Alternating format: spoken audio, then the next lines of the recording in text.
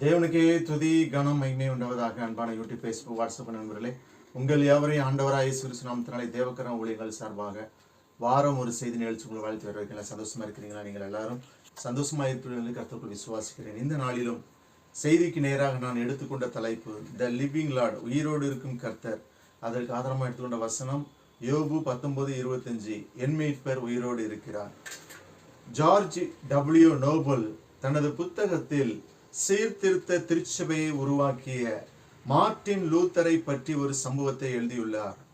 ரோமை திருச்சபையில் திருமறைக்கு மாறான அல்லது தவறான கோட்பாடுகளை எதிர்த்து தைரியத்துடன் போராடிய மார்ட்டின் லூதர் என்ற ஜெர்மானிய போதகர் பல பாடுகளையும் எதிர்ப்புகளையும் தைரியத்துடன் சந்தித்தார். ஆனால் ஒரு நாள் மிகவும் சோர்வுடனும் கலக்கத்துடனும் காணப்பட்டார். அதை கண்ட அவரது மனைவி, ஜெர்மானியர் துக்க வீட்டுக்கு செல்லும்போது அணியும் ஆடையுடன் அவருக்கு முன் வந்தார் அவருடைய மனைவி. லூத்தர் அவரை கண்டதும் மரித்து போனது யார் என்று கேட்டார். பதிலாக God in heaven is dead என்றார் அவரது மனைவி கேத்தரின் லூத்தர். கோபமடைந்த லூத்தர், ஏன் இப்படி புலம்புகின்றாய் என்றார். அதற்கு அவருடைய மனைவி, அப்படியானால் என் கணவர் ஏன் நம்பிக்கையிட்டு சோர்வுடன் காணப்பட வேண்டும் என்றார். உணர்வடைந்த மார்ட்டின் லூத்தர் துள்ளி எழுந்தார். என் மீட்பர் உயிரோடு இருக்கிறார், மை ரெடிமர் லைவ்ஸ் என்ற நம்பிக்கையில் சோர்வின் மேல் பலனடைந்தார். பல இழப்புகள், பலவீனங்கள், நஷ்டங்கள், நிந்தைகள் ஆகியவற்றின் நடுவிலும் யோபு இப்படிப்பட்ட நம்பிக்கையை கொண்டிருந்தார்.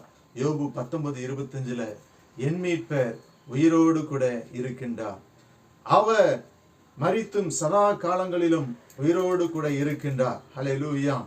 மத்தேயு பிரியமானவர்களே 28:20, நான் உங்களுடனே கூட இருக்கிறேன் என்று சொல்கிறார்.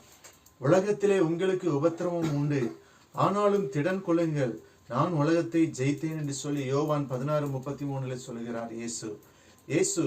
பரத்துக்கு எடுத்துக்கொள்ளப்படும் முன் கடைசியாக சீசர்களை திடப்படுத்த கொடுத்த வாக்கு இதோ உலகத்தின் முடிவு புரிந்தவும் சதா நாட்களிலும் சதா காலங்களில் சகல நாட்களிலும் நான் உங்களுடனே கூட இருக்கிறேன் என்பதாகும். பிரியமானவர்களே, எபிரேயர் 7:25 சொல்கிறது, அவர் எப்போதும் உயிரோடு இருக்கிறவர் ஆகையால் அவர்களை முற்றுமுடிய ரட்சிக்க வல்லவராக இருக்கிறார். அவர் ரட்சிக்கின்றார். வானங்களின் வழியாய் பரலோகத்திற்கு போன தேவகுமாரனாகிய இயேசு என்னும் மகா பிரதான ஆசாரியர் எப்பொழுதும் உயிரோடு கூட இருக்கிறார். பிரதான ஆசாரியர் ஜனங்களுக்காக பலியிடும் மிருகத்தின் இரத்தத்தை கையில் எடுத்து மகா பிரதான ஸ்தலத்தினுள் சென்று மன்றாடுகிறவர்கள். ஆனால் அவர்கள் நம்மை போல மரித்து போவதால் நிலைத்திருக்க கூடாதவர்கள். ஆனால் இயேசு என்னும் பிரதான ஆசாரியர் மரித்து உயிரோடு எழுந்ததால் அவர் என்றும் நமக்காக பரிந்து பேசுகிறவராய் இருக்கிறார். அவர் மூலமாய் தேவனிடத்தில் சேருகிறவர்களுக்காக வேண்டுதல் செய்ய எப்போதும் ஆயத்தமாய் இருக்கிறார். எனவே நம்மை முற்றுமுடிய ரட்சிக்க வல்லமையுடையவராய் இருக்கிறார். மரித்தேன், ஆனாலும் சதா காலங்களிலும் உயிரோடு கூட இருக்கிற என்ற அருள்நாதர் நமக்காக மரித்தும் பரிந்து பேசுகிறவராய் இருக்கின்றார். கடைசியாக 1 கொரிந்தியர் 15:57, நம்முடைய கர்த்தராய் இயேசு கிறிஸ்துவினாலே நமக்கு ஜெயம் கொடுக்கிற தேவனுக்கு ஸ்தோத்திரம். அவர் ஜெயம் கொடுக்கிறவராய் இருக்கிறார். இவ்வுலக வாழ்க்கையில் மாம்சத்திற்கும் ஆவிக்கும் போராட்டம் உண்டு. நாம் செய்ய வேண்டும் என்று விரும்புகிற நன்மைகளை செய்ய பலனற்று போகிறோம். ஏனெனில் நம்முடைய மாம்சத்தில் பாவ கூறுகள் அடங்கியுள்ளது. இந்த போராட்டத்தில் நமக்கு ஜெயம் கொடுக்கிறவர் தேவ ஆவியானவரே. அன்றியும் இயேசுவை மரித்தொழுந்து எழுப்பினுடைய ஆவி உங்களில் வாசமாய் இருந்தால், கிறிஸ்துவை மரித்தொழுந்து எழுப்பின உங்களில் வாசமாய் இருக்கிற நம்முடைய ஆவியினாலே சாவுக்கேதுவான உங்கள் சரீரங்களை உயிர்ப்பிப்பார் என்று பவுலடிகளார் சொல்லுகின்றார். பிரியமானவர்களே, இயேசு உயிரோடு இருப்பதால் நாம் பாடுகள், பலவீனங்கள், போராட்டங்கள் நடுவிலும் தைரியத்தோடு வருங்காலத்தை சந்திக்க முடியும்.